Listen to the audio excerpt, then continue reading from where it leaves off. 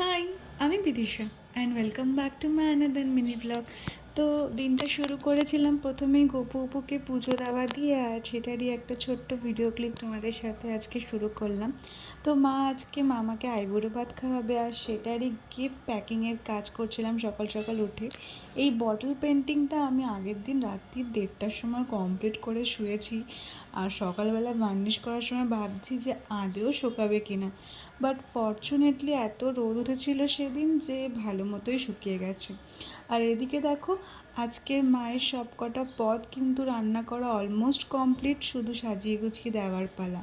আর এরই মাঝে আমার হঠাৎ মনে হলো একটুখানি ঠাকুরের ফুল বেঁচেছিল, সেই ফুল দিয়ে একটুখানি সাজিয়ে দিই মা যতক্ষণ না খাবার বাড়ছে। আর এই দেখো, এখানে অল্পর মধ্যে খুবই আমি সাজিয়েছি, তোমরা জানিও এই সাজানোটা কেমন লাগলো। তো আমার কিন্তু এখানে সাজানো হয়ে গেছে, আর মাও তার কিছুক্ষণ পরে ভাত আর ভাজা দিয়ে সুন্দর করে গুছিয়ে দিয়েছে। আর এখানে মামাও নিজের আসন গ্রহণ করে ফেলেছে।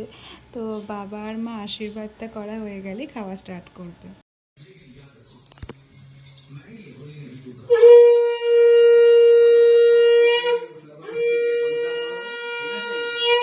আরে শঙ্খ বাজানোর পরে বলতে হতো, আবার সাথে শোনা গেল না। হ্যাঁ, আমি তো কিছু নিজে বুঝতে পারি না। ভালো থাকো, সুখে সংসার করো,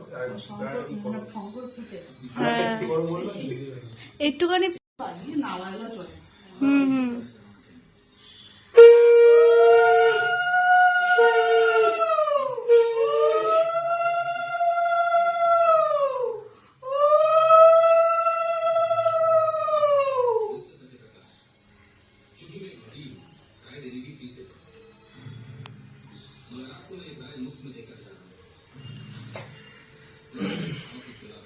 অল্প করে দাও।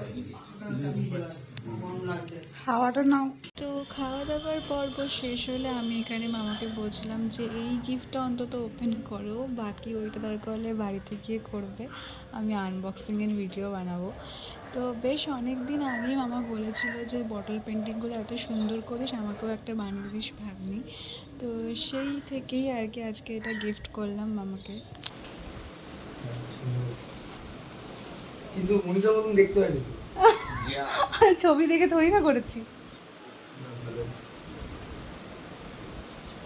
তো আজকের ভিডিওটা এতটাই ছিল, আবার দেখা হবে নেক্সট ভিডিওতে। টাটা।